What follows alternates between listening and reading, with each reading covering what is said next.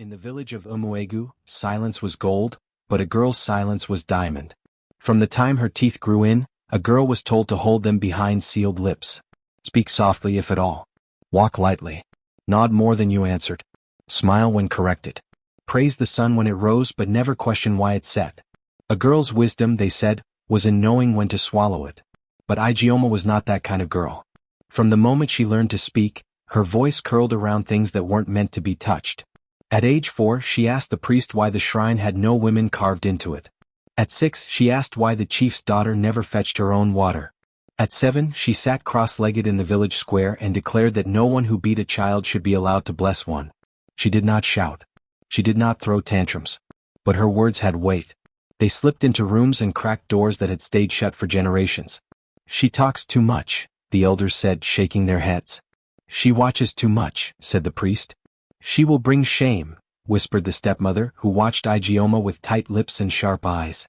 Her father had died when she was barely 2 reigns old. They said a fever took him, but Igioma had always suspected otherwise. Her mother had died giving birth. The stepmother came after, with a face like carved yam and a voice that coiled sweet around the village men. She fed Igioma. She clothed her. But she loved her with restraint, like someone tending a pot too close to boil.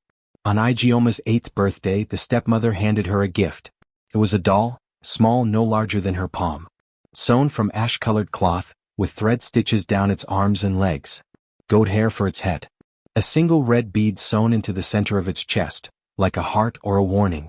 This, her stepmother said, kneeling to meet her eyes, is for you. Igioma turned it over in her hand. It's ugly.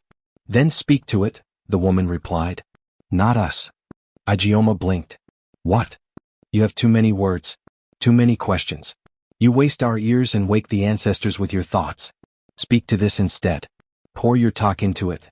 Igioma opened her mouth to argue, but the look in the woman's eyes was final. There was no gift in this gift. Only exile in cotton form. She took the doll. That night, she held it up in her tiny hands and whispered, Do you want to hear my thoughts? Because no one else does. She told it about the girl in the neighboring compound who cried every night but was always silent in the day. About the time she saw a priest pocket money meant for the widows. About the way the elders praised humility but bent their backs only to other men. She whispered until her voice grew hoarse and her eyes fluttered shut. The next morning the doll was warm in her hand. She laughed, thinking it silly, and set it on her mat. But when she returned from fetching water, it had moved. Just a little, enough that its head was turned toward the door. You're listening, she whispered. It became a habit. Each day, after chores, after being told to hush, to lower her voice, to sit straight and speak when spoken to, she would speak to the doll. Not like a child to a toy but like a question to the wind. She told it things she never said aloud, who she hated, who she feared, who she pitied. The doll never answered. But she swore its cloth grew softer with each confession. One day, after she'd argued with the elders again, this time about a widow being denied firewood, her stepmother dragged her by the arm into the house. You'll bring death with that mouth, the woman hissed. You'll undo everything. Everything is already undone. Igioma shouted. The woman slapped her hard enough to cut her lip. Igioma didn't cry. She went to her mat and picked up the doll. She whispered through bloodied lips, If I vanish, tell them why. That night the wind howled strange. The next morning the priest's shrine was found with its stone figures turned backward. No one admitted to moving them. No one could explain how they had shifted in the night. They called it a warning. She is cursed, someone whispered at the market. She brings unrest, said another. But Igioma kept speaking. At 12 she stopped waiting to be asked. She stood in circles where girls were not meant to stand and answered questions that hadn't been directed at her. She used her voice like a mirror, reflecting hypocrisy wherever she saw it. She became both feared and followed. The doll remained her only true confidant. One day the chief's son passed her and spat at her feet. No husband will ever take a tongue like yours, he said. She smiled. Then I'm safer than your sister. People gasped, laughed. Her stepmother burned her mat that night. Threw the doll into the fire. Igioma screamed. She reached for it without thinking, pulled it from the flames with bare hands. Her palms blistered but the doll, though singed, remained whole. Only the bead on its chest had melted, leaving a small hole over where the heart had been. After that, Igioma stopped speaking for 2 days. People thought the fire had scared her silent. But the third day she stood in the village square and spoke louder than she ever had.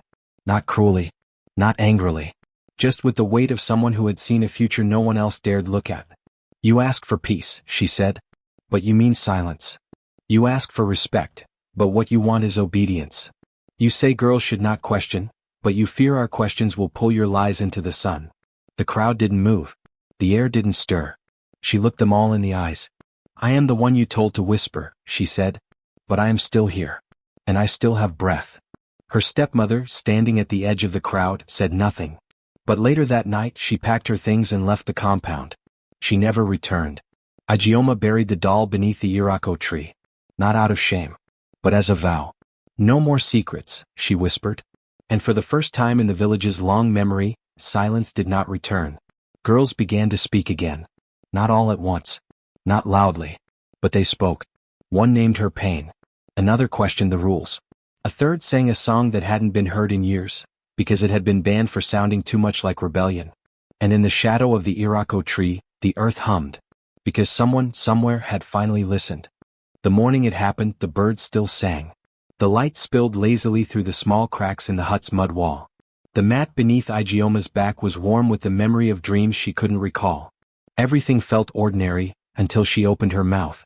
She yawned, lips stretching wide, tongue curling, then paused. No sound. Her throat moved. Her lips shaped the familiar syllables of greeting, her daily prayer, her stretch into being, but nothing came. Not even a whisper. She blinked, sat up slowly and tried again.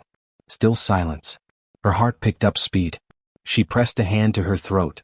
Her voice wasn't hoarse. It wasn't weak. It was simply gone. As if scooped from her like yam from its skin, as if it had packed itself in cloth and slipped out the back door of her body in the night. She stood, walked outside, found her stepmother already stirring the morning pot. Ijeoma tried to speak, tried to say her name, ask for help, call out, shout, anything. Nothing. Her mouth formed perfect words. But silence fell from them like dust. The stepmother looked up. Ijeoma pointed to her throat, her chest, her mouth. The woman stared at her for a moment. Then, slowly she smiled. You're quiet, she said. At last. She turned back to her pot. Later that morning the priest was called. The neighbors peered over fences. Ijeoma sat on a stool in the yard, her lips trembling, her chest rising and falling with the soundless effort to scream. Perhaps it was the spirits, one old woman said. They grew tired of her mouth. Or the ancestors, said another. They've taken back what she wasted. The priest said nothing. He only pressed his palm to her forehead, muttered a few chants, then turned to the stepmother. She is silent now, he said. That is what matters. The stepmother nodded. She has peace now. Ijeoma's fists clenched in her lap. Her lips parted again, but her voice refused to return. That night the compound was quiet, eerily so. Ijeoma sat outside beneath the stars, her mat pulled close, her shoulders tight. The words swirled in her mind, trying to burst out, to claw through her teeth and into the air. But her mouth remained a prison. That's when she heard it. A low, soft humming. At first she thought it was a bird. Then the wind. But then she turned and saw the doll. The old ash-colored doll. The one she had buried months ago beneath the irako tree. The one she had burned her hands saving. It was sitting on the edge of the porch where no one had placed it. It was humming. A lullaby. A strange, pulsing hum, deep in tone but not loud. The tune was unfamiliar, and yet it sent shivers down her arms. The sound vibrated in her ribs. She stared at it, unmoving, unable to breathe. Her hand rose to her throat. Still silent. The doll swayed slightly. The next morning, her stepmother found her crouched in the corner of the hut, eyes wide and glassy. I heard it, Ijeoma mouthed again and again, but no one could hear her. Not even herself. Over the next days, strange things happened. The doll appeared and disappeared at will. It would rest on a ledge one moment, then be gone the next. At night, it sat in the doorway, always facing Ijeoma. Always humming. Softly. Patiently. Her family rejoiced. The curse is lifted, her stepmother said to the neighbors. Her voice has gone and peace has returned. She is obedient now, said the priest. She's become a woman, one elder commented. Just in time. And it was true in their eyes. Ijeoma stopped interrupting. She stopped standing in village squares. She stopped asking dangerous questions. Now she moved quietly, did her chores without complaint, and nodded when spoken to. But her eyes. Her eyes were louder than ever. They watched everything. The priest's feet when he left the widow's hut too late at night. The bruises on the arms of girls who smiled too much. The fear in the chief's daughter's voice when her father passed too close. And the doll. The doll kept humming. Some nights, Ijeoma swore it was speaking. Not in words, not exactly, but in vibration. In pulses. In rhythm that only her bones could hear. She wrote once on a palm leaf, "Why can you sing when I cannot speak?" The doll didn't answer. But the next night, it sat beside her with its chest. The red bead melted away, glowing faintly like coal under ash. She wrote again. "Did I give you my voice?" Still no answer. But the humming grew louder. By the fourth week, Ijeoma began to dream again. Vivid dreams, sharp-edged and coated in fog. In each one, she stood in the village square, mouth open wide, but her voice came from somewhere else. From the trees, from the fire, from the doll sitting on the shrine roof. She shouted questions and they echoed in other people's mouths. Who silences girls and calls it wisdom? Who buries truth and calls it peace? Who gave the priest his power? Each time she woke, her throat burned with effort. She banged on the walls. Wrote on leaves. Drew in ash. No one listened. Then came the festival. Drums. Dance. The whole village cloaked in color. Ijeoma was forced to dance with the other girls, to smile and nod and receive the blessings of the elders. She stood, watching the chief's son pass her with his grin. The priest raised his hand to bless her. She stepped back. And in that moment, the doll, resting in the dust near her feet, hummed louder than ever before. Everyone stopped. The priest frowned. "What is that?" The humming pierced the drums. People looked around. The doll rose slightly from the ground, just an inch. The humming changed tone, became sharper. And from Ijeoma's mouth came a single sound. A wail. One long aching cry, not words, not scream, just sound. Enough to silence the entire square. The priest stumbled back. The stepmother covered her mouth. Ijeoma fell to her knees. The doll stopped humming. But in the air, in the stunned silence, something shifted. Not power. Not justice. But the edge of fear. Because now they knew she had not been defeated. Her voice was not dead. It was waiting. Watching. Learning how to return. And her eyes. Her burning, question-laced eyes. Promised that when it did, it would not ask permission. The first time the doll moved, Ijeoma thought it was a trick of light. It had been sitting in the corner of the hut, as it always did these days, its gray ashcloth limbs limp, its beadless chest dull in the dim light. She'd left it facing the back wall, propped against a gourd to stop it from toppling over. But when she returned from sweeping the yard, it was no longer facing the wall. Its head was turned just slightly, to the left, toward the doorway. She stared at it for a long time, heart slow and heavy. No one else noticed. No one had touched it. When she turned it back around and walked out again, she glanced over her shoulder. It was still. But the feeling followed her all day. A prickling down her spine. A weight behind her. At dusk, as the shadows grew long and gold dripped from the edges of the thatch roof, she returned to the hut and found the doll sitting in the center of the mat. She had not left it there. She did not scream. She no longer had a voice to scream with. Only the low ache in her throat, a silence thick enough to choke on. She picked up a piece of charcoal and wrote on a calabash. "The doll moves. Be careful." She showed it to her stepmother. The woman barely glanced at it. "You've always imagined things," she said. "Now your silence has made your mind restless." Ijeoma wanted to shake her. To force her to look, really look. But what could she do with silence? What power could a voiceless girl have against the stubborn calm of adults who had decided they were safe? Still she wrote more notes. She tucked them under bowls, inside door frames, beneath pillows. Warnings, half-prayers, small scripts of urgency. It watches. Its head turned when I wasn't looking. It hears more than I can say. The notes were found. Ignored. Laughed at. But the doll kept moving. It never did so when watched. But it was always somewhere different. On a different stool. With its legs crossed instead of straight. Sometimes upside down. Once inside a cooking pot. Another time resting on her mat, arms splayed like someone mid-dream. Then came the night of the gathering. It was nothing formal, just family from across the river coming to visit, people they hadn't seen in seasons. The hut was filled with laughter and food. Her uncle arrived late, his voice loud, his feet heavier than necessary, his robe too clean for someone who claimed to have traveled far. He pinched Ijeoma's cheek when he saw her. "She still doesn't speak?" he said loudly, more to the room than to her. Her stepmother shook her head with mock sorrow. "A shame," she said. but perhaps a blessing. People laughed. Igioma's eyes didn't leave her uncle. She didn't like the way his eyes slid across the room, or how he drank without pausing, or how he looked at her cousin with too much attention and too little kindness. The doll was sitting quietly on the windowsill, watching. The night deepened. The oil lamps flickered low. The conversation grew lazier, slower, until someone mentioned the old stories, the village myths. "Do you remember the one about the snake that turned into a girl?" her cousin asked. "The one about the tree that bled when struck?" said another. Someone brought up the tale of the night witch who stole voices in exchange for secrets. Everyone laughed uneasily. Someone looked at Igioma. "Maybe she made a deal," her uncle said. "Maybe she gave her voice away on purpose." Then, softly, just as the room began to hum with that cruel ease of amusement, the doll turned its head. Slowly, deliberately. The entire room fell silent. One cousin gasped. Another dropped a gourd. The doll, still perched on the windowsill, now faced the gathering. Then it spoke. Clear, sharp, familiar. "He lies." The voice was Igioma's.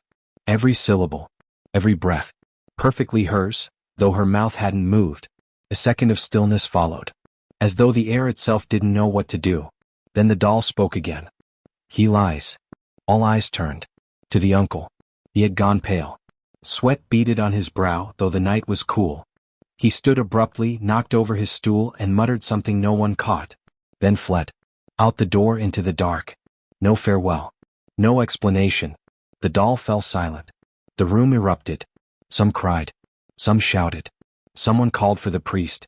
But Igioma only sat still, her fingers clutched around her knees, eyes wide, locked on the doll. The next morning the uncle did not return, nor the day after. Whispers traveled faster than wind.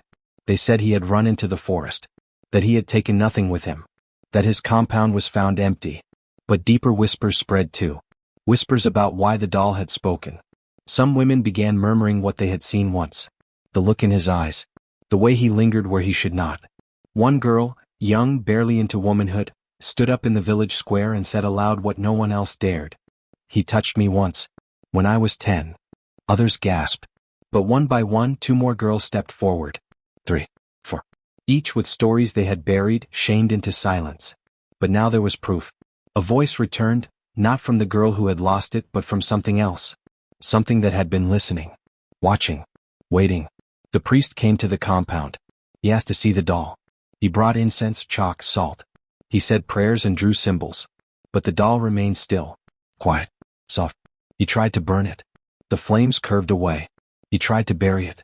By morning it was back on the porch. Finally he sat down with Igioma. "I don't know what this is," he admitted. "But it's bound to you." She wrote on a calabash. "Why me?" He read it, and whispered, "Because you were the first to speak. And now that you cannot, the world is answering in your place." From then on no one laughed at the doll. The neighbors left gifts beside it, beads, feathers, small stones. Not offerings exactly. Apologies.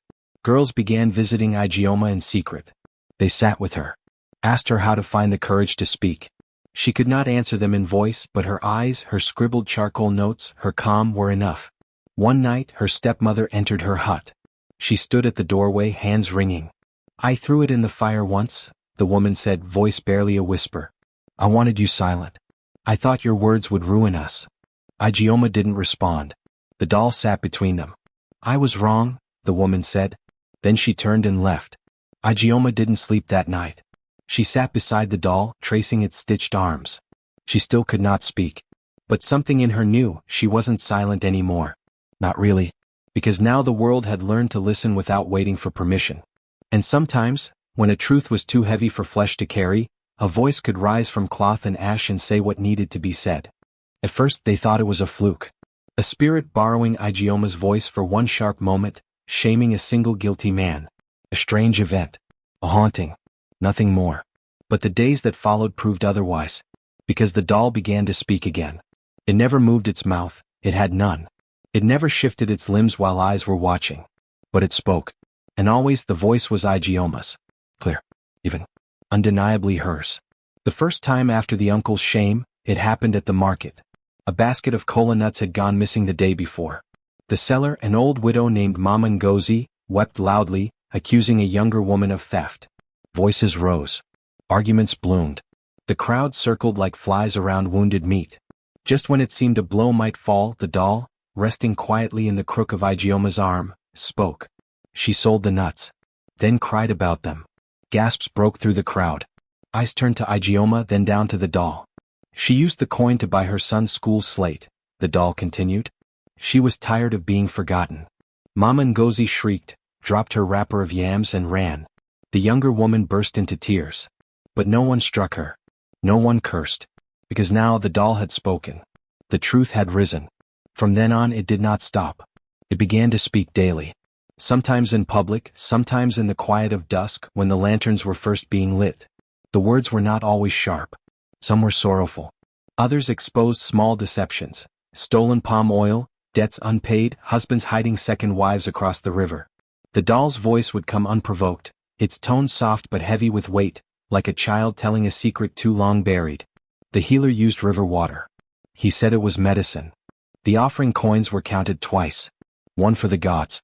One for his gourd. She says her child is her sister's, but she bleeds when the boy cries. People began avoiding Igioma. Or watching her too closely. Some crossed the road when she approached, clutching their goods close. Others whispered blessings under their breath when they passed her. But some, especially the young, stared with wonder, not fear. She had become something else. Not just a girl who used to speak too much, but a vessel. The doll sat beside her at all times now, or in her lap, or wrapped in a scarf around her shoulder. Sometimes it hummed at night, not the low lullaby of before, but a single note held like breath in a throat. Her stepmother hated it. She tried again to get rid of it, throwing it into the river when Igioma was bathing. But that evening the doll was back, resting on the firestone beside the soup pot. Dry. Oh. Unbothered. When the woman touched it to cast it out again, the flames in the pot leapt and singed her wrist. She screamed. And Igioma wrote on the wall that night. It knows. The priest came twice more. He brought charms and salt, incantations muttered in languages even he did not understand. But the doll did not move. Did not speak while he was there. It only turned its head toward him once, very slightly. He left the next morning with his prayer beads tangled. I do not know what power lives in that thing, he said to the elders, but it is not mine to command. The elders summoned Igioma. She arrived, silent as ever, the doll in her arms. They made her sit on a stool in the middle of the shrine hall, surrounded by old wood and older suspicion. We want peace, said the chief. We need silence, added the oldest elder. Igioma stared. Then the doll, soft as a sigh, spoke. She asked for silence when the girl bled. All heads turned. The chief's wife went rigid. The doll continued. She saw what her son did, but told the girl to hush. The room grew still. The chief's wife rose, trembling, and left without a word. No one dismissed Igioma. She stood and walked out. The next day, the shrine gates were closed to women for the first time in a decade. But the story spread. Because the doll was not just exposing crimes, it was releasing pain. Long-held griefs were spoken aloud for the first time, in the voice of the girl who could no longer speak. Betrayals that had eaten away at hearts for years surfaced in the middle of conversations. I never forgave her, the doll said in the courtyard of a mourning house. She smiled when she poured the poison. The widow screamed. The guests scattered. Igioma sat on the floor, her back straight, her mouth shut. But her thoughts, raw, aching, unpolished, moved from the air into cloth. Into words. No one knew how it worked. She herself could not explain it. The voice did not ask her permission. But somehow it always knew her mind. It said things she had written and hidden, and things she had thought and buried. And still other things, truths she didn't even know she knew, spilled into the world through the doll's stitches. At night, she wrote in her journal, slowly, carefully, the one place she still had privacy. I no longer own my words. But I still recognize them. It speaks the things I carry. Maybe I was never cursed. Maybe I was chosen. People began to gather outside her compound. Not to jeer. Not to shame. But to listen. Especially the girls. And the wives with bruises they never explained. And the children who never cried out loud anymore. They sat on the ground and waited. Sometimes the doll said nothing. Sometimes it whispered a truth none of them were prepared for. She walks with a limp because he hits her. He hides charms beneath his mat. She kisses the neighbor's daughter when no one watches. Some cried. Some denied. Some collapsed. But none could ignore it. A girl named Adaora, 15, angry, bruised, came one day and didn't leave. She sat beside Igioma for hours. At dusk, the doll turned to her and said, "You were not made to be quiet." Adaora wept for a long time. The next morning she returned with her 2 younger sisters and their mother. They all sat. They all waited.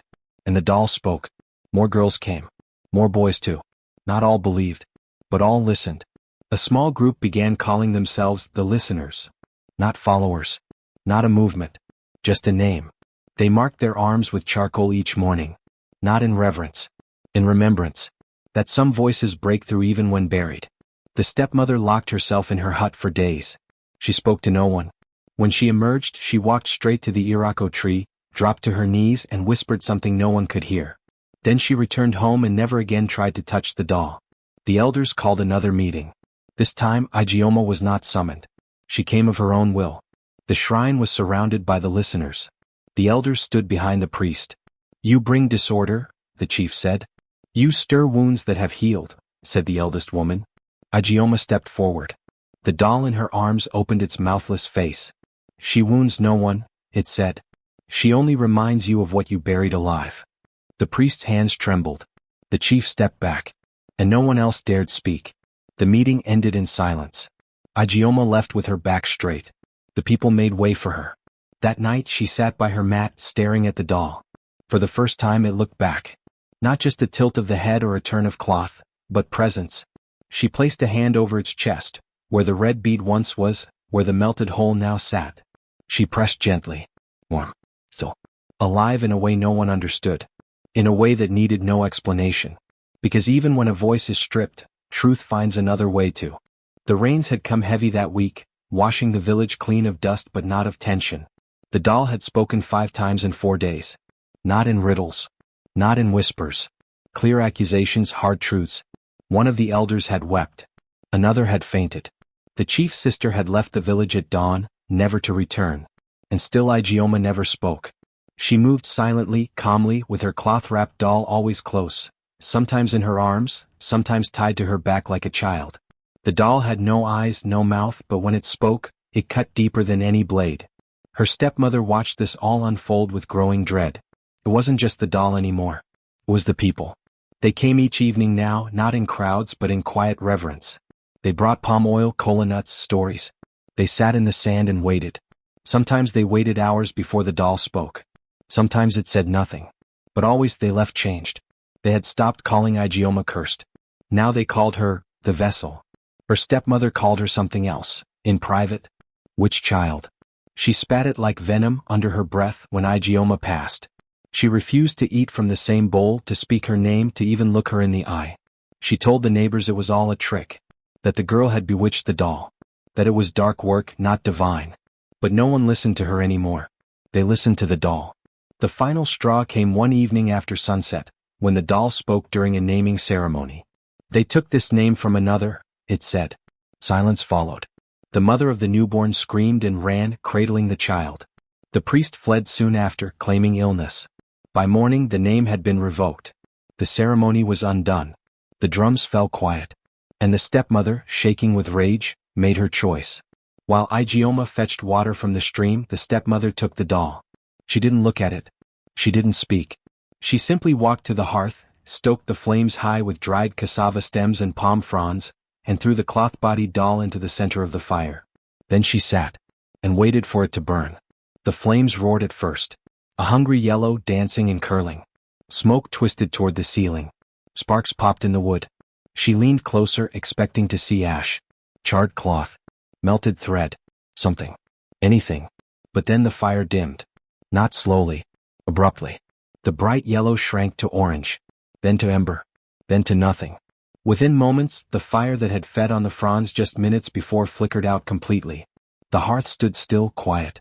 A few tendrils of smoke rose, then vanished. And in the center of the warm ash, the doll. Untouched. Not a singe. Not a mark. Just the same ash-colored cloth, the same goat hair stitches, the same hole where the bead heart had once been. Its head was tilted slightly to the side. Almost like it had been watching. The stepmother backed away slowly. Her knees buckled. She gripped the edge of the doorway, breathing fast, heart hammering like pestle to mortar. She didn't touch it again. She didn't speak of it. That night, she lay on her mat but could not sleep. Every time her eyes drifted closed, she saw flames. Saw Igioma's face in the fire. Saw the doll rising from it, smoke trailing from its arms like wings. And then the dream came. She was lying in the hut, moonlight pooling through the thatch gaps above. The room was dim still. She turned to one side, then froze. Someone stood at the foot of her bed. Bare feet. Slim ankles. A long, familiar wrapper falling to the knees. Igioma. But not Igioma as she was in the daytime. This version of the girl stood taller. Older. Eyes glowing like coals, hair braided with streaks of shadow. The stepmother tried to scream, but her voice caught. She tried to sit up, but her limbs were stone. Igioma stepped forward slowly, until she stood above her, towering in silence. Then she opened her mouth. But no sound came from her lips. Instead, the doll spoke. Its voice rose from somewhere else in the room, yet filled the air as though it were breathing right beside her. You tried to burn what cannot burn. The stepmother whimpered. You tried to silence what remembers.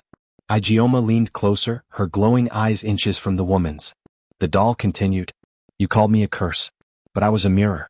You shattered me. And now you only see yourself. The stepmother thrashed in the dream, trying to wake. Igioma did not move. The doll whispered, You buried my voice. But it took root. Then the girl turned and walked backward into the shadow. The room grew colder. The mat beneath the stepmother dampened with fear. She awoke gasping. Alone. The hut was quiet. The fire cold. But in the corner, the doll sat upright, staring at her with its mouthless face. She did not move for hours. When morning came, she packed her things. She left the house, the compound, the village. No farewell. No words. Only a silence as thick as the one she had once demanded from Igioma. And when neighbors asked where she had gone, Igioma only wrote on the ground with a stick. She heard what she feared. From then on, no one tried to touch the doll again. Not even the children who usually played with anything left in the sand. It was left alone, in its place on the porch or beside Igioma's mat. Sometimes it sat upright. Sometimes on its side. Sometimes it vanished, only to return the next day in the exact spot she had slept. The villagers stopped questioning how. They stopped asking why. Instead, they simply made space. Igioma never spoke again. But she didn't need to.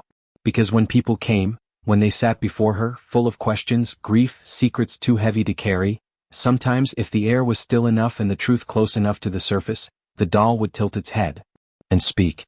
It began with dew, they thought. Morning mist often clung to the thatch, to leaves and grasses. It wasn't unusual. Not in this season. But this wasn't dew. It was too warm. Too salty. And it fell from the face of something that had no eyes. The doll sat where it always did, on the small stool beside Igioma's sleeping mat, its ash-colored cloth arms folded gently across its lap, head tilted in that quiet way that made even adults shiver. But now, as sunlight slanted through the cracks of the hut's door, something new shimmered on its face. Tears. Real ones. Not imagined. Not metaphor. Wet lines had soaked through its tightly sewn cheeks. The cloth was darkened with moisture. And they didn't stop. They didn't dry.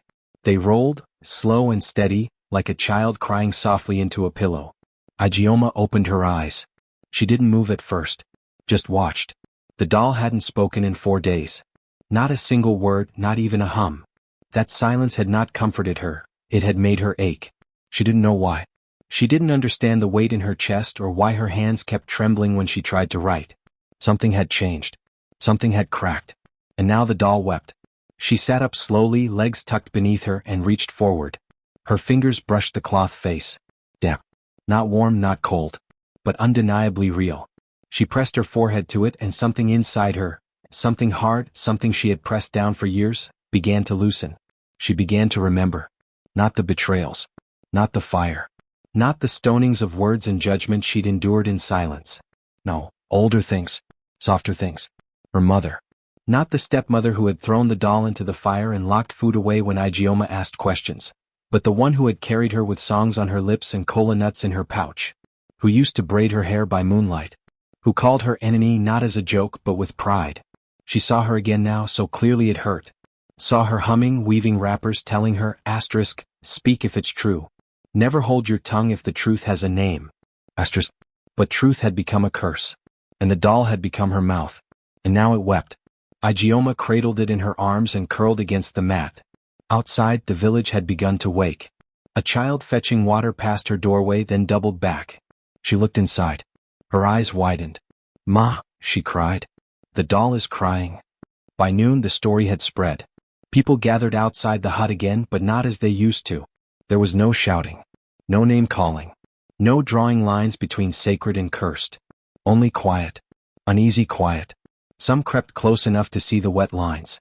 Some gasped. Some turned away as if the sight burned. Even those who had once spat when Igioma passed now stood with uncertain hands and downcast eyes. One woman, a market seller who had once struck Igioma with a broom for refusing to greet her, left a fresh mango beside the door. Another man, a former elder who had shouted for her exile, whispered a prayer in the dust outside her threshold. Inside, Igioma held the doll against her chest. And the tears did not stop. She did not cry. She hadn't in years. Not when her voice disappeared. Not when her stepmother burned her notebooks. Not even when the doll first spoke and people looked at her like she was a riddle meant to be solved, not a girl meant to be loved. But today she was full. Not of rage. Not of triumph. Of sorrow. A heavy sorrow that reached through her like roots. For the mother whose grave she never saw. For the questions she never got to ask.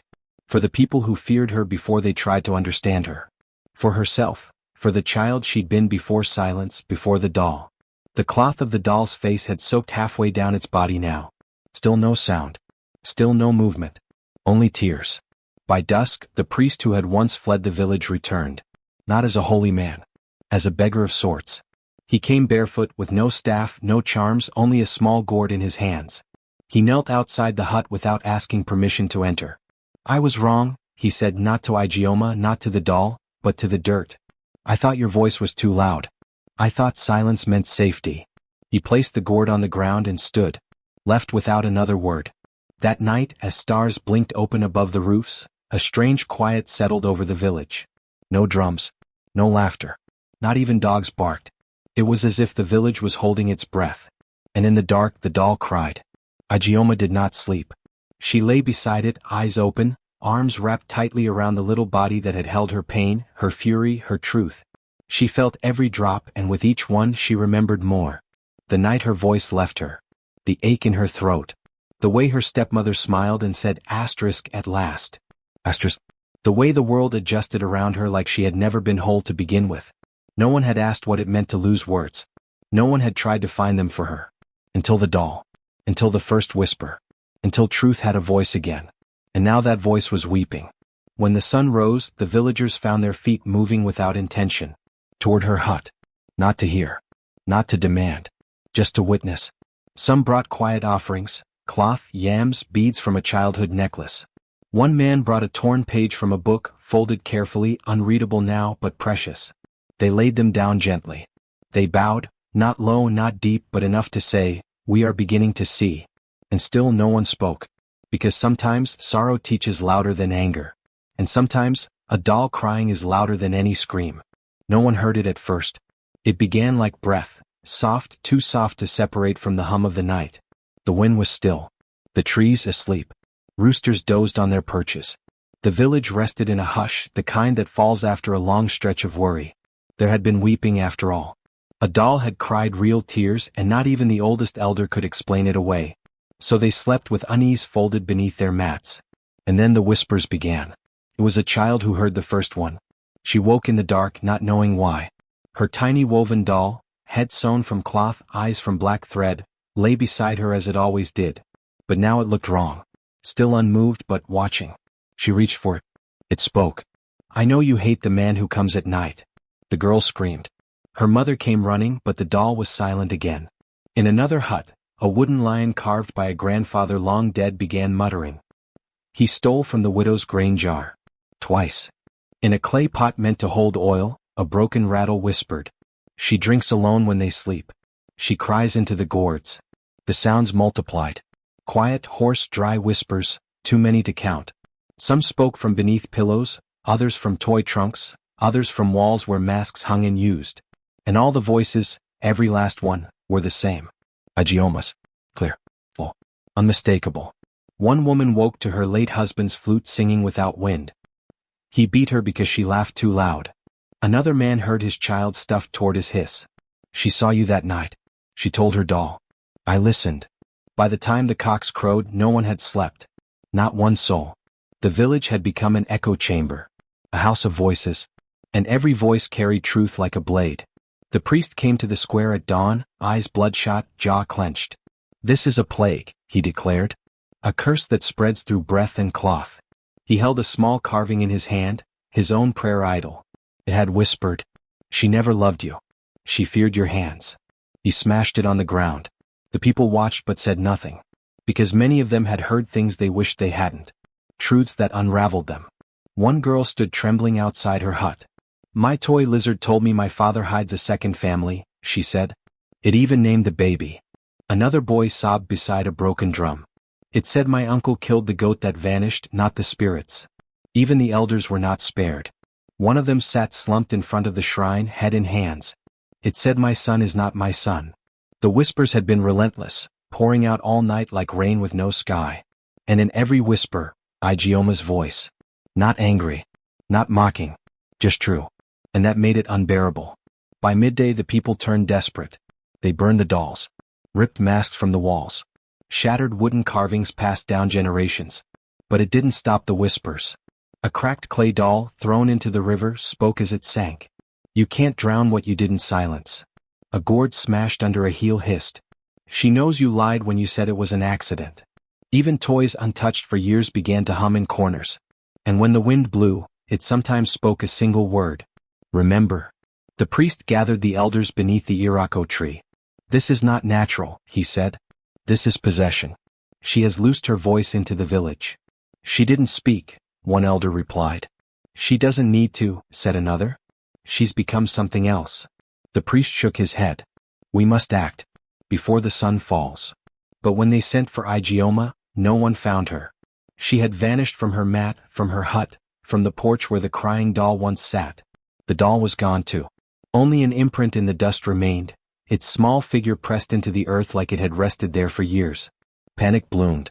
Some said she had flown into the trees. Some said the earth had taken her back. But others said nothing, only looked inward, haunted. Because the whispers hadn't stopped. Even the absence of Igioma had a voice now. By nightfall, the square was full of small fires, offerings, burnings, pleadings. People danced in tight circles, not in joy but in fear. Not one child clutched a doll. Not one wife held her wedding carving. Even the priests avoided the sacred drums. One boy cried aloud. "She whispered through my chair. She said my mother didn't die of fever." He was taken away shaking. And still the air was thick with invisible mouths. At the shrine, a cracked mask began to chant slowly, "Truth, truth, truth," over and over, until the wood splintered and fell. No one dared touch it.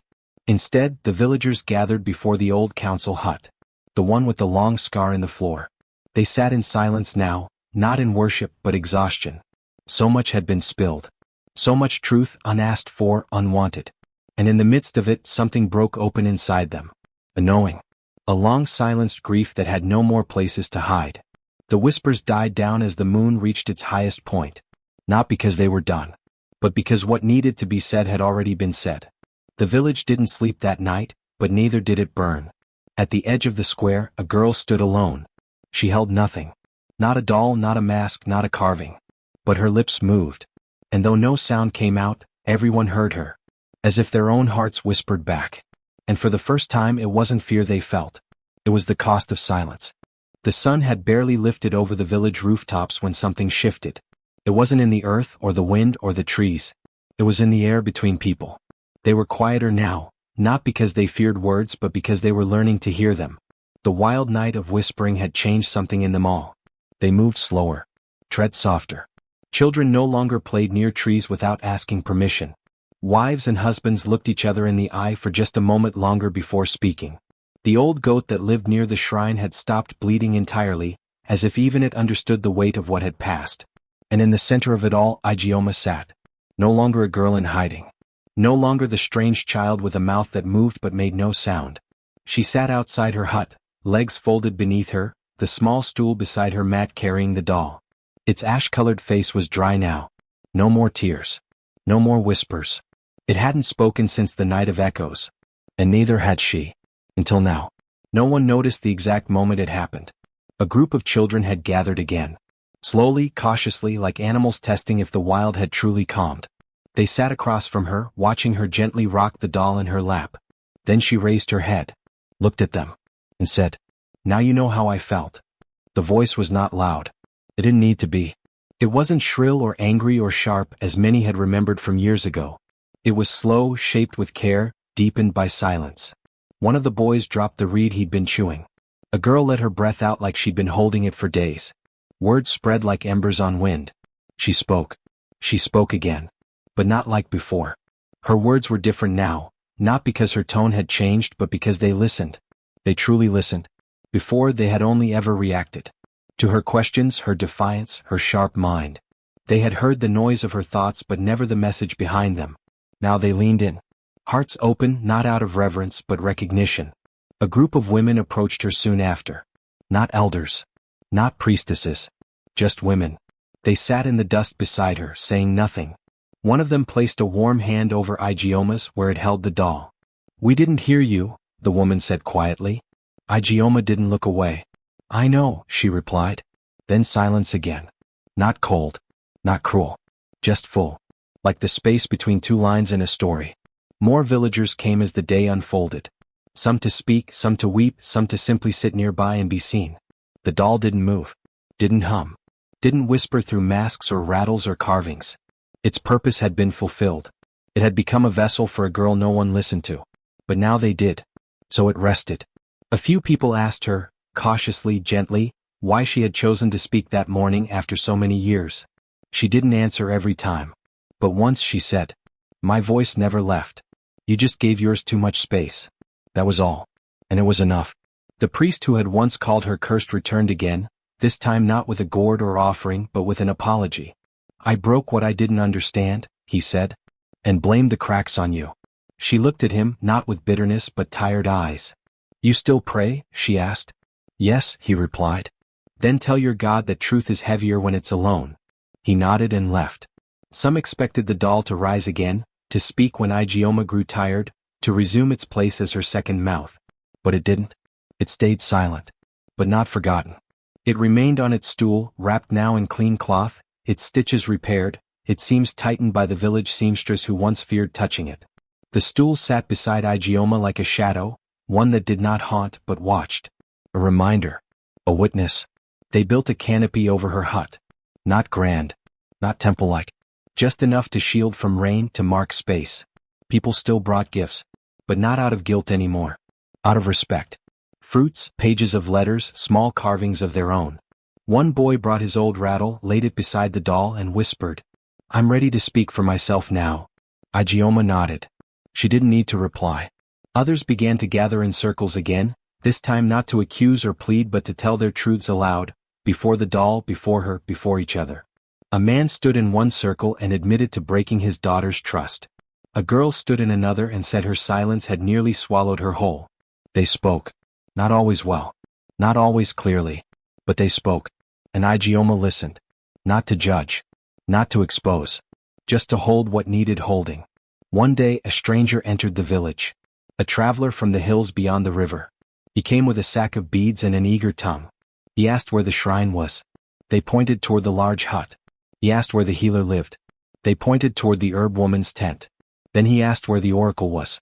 They all looked to the hut with the canopy. He scoffed. "She's just a girl." The cloth doll turned slightly on its stool. Just once. Not a whisper. Not a word. Just movement. The stranger turned pale. He left by nightfall. After that, no one questioned her place again. Not because she was powerful, but because she reminded them of their own. Of the voices they buried. Of the ones they dismissed. Of the silence they demanded from others just to make room for their noise. Now they listened differently. And when Igioma spoke, even just a few words, the village held its breath to hear. Not out of fear, but reverence. They had all learned, when truth finally finds its voice, even cloth can cry, even silence can speak. And sometimes once is enough. Time softened the edges of the past, but it did not erase them. The hut beneath the canopy still stood, older now but steady. Its clay walls had been repaired many times, each handprint pressed into the surface carrying a quiet reverence. The stool remained where it always had been, beside the mat, beside the girl who had once been silent. Only she was no longer a girl. And she was never truly silent. Igioma had grown. Her eyes held the years like a lake holds the moon, shimmering, still, but deep. Her voice, when she used it, had no need to be loud. People leaned in not because they feared her but because what she said mattered. And more often than not, it wasn't for herself. Children came to her now. Always children. They came in pairs, in clusters, sometimes led by mothers, other times alone. They came shyly, holding small things close. Cloth dolls, wooden birds, braided twigs with faces scratched into them. Some of the dolls were stitched poorly, one eye missing, arms uneven. But they were not ashamed. Igioma welcomed each one. She never asked their names first. She asked, "Has your doll heard your story?" If they nodded, she would say, "Then you may speak it to me too." And they did. In hushed voices at first, barely louder than breath. Stories of fear. Of questions no one answered. Of teachers who slapped too quickly. Of brothers who laughed too sharply. Of being told to hush, to sit, to not be so much. And Igioma listened. Not like grown-ups did, with half an ear and awaiting correction. She listened fully, patiently, without blinking. Then, when the story was done, she'd press a finger to the doll's stitched mouth and say, "You don't have to speak for her anymore. She knows how." It became a ritual. One that spread. The children began making dolls not just for play but for practice. They stitched them with scraps of old wrappers, filled them with dry leaves or cotton or sand. They whispered their truths into their dolls, then into the world. Their voices grew stronger, clear. And in time they didn't need the dolls to speak for them. They had learned what Igioma had to learn alone, that silence is not safety and that a voice, once found, can reshape the air it enters. Years passed. Some of those girls became women. Some became mothers. Some left the village carrying their dolls with them. But they always returned, if not in body then in stories. And in the wind. Because some swore that when a lie was told in the village, especially a cruel one or one meant to cover shame, the wind would shift. It didn't blow hard. It didn't howl. It whispered. In a little girl's voice. Not loud. Just clear enough to be heard. She didn't say yes. He hit him when no one looked. That wasn't a fall. That was a push. No one ever found the source of the whispers. But everyone knew where they came from. And so, people chose their words with more care. They paused before shouting. They thought before accusing. The truth had become something alive. Something that breathed alongside them. Once, during planting season, a young boy claimed his sister had ruined his yam mound. He stomped to the square, waving his arms, face red with blame. But as the villagers gathered, a gust of wind swept through, warm and sudden. And in it, the soft voice. "You broke it in anger." She only watched. The boy froze. No one said anything. He lowered his head, shame pressing into his shoulders like heat. He went home and apologized. That night, he made his sister a doll from cassava cloth and tied a cowrie shell to its neck. He told her to keep it safe. And to never stop speaking. Igioma, sitting by the doorway of her hut, smiled when she heard. She didn't need to say anything. The wind had already done it.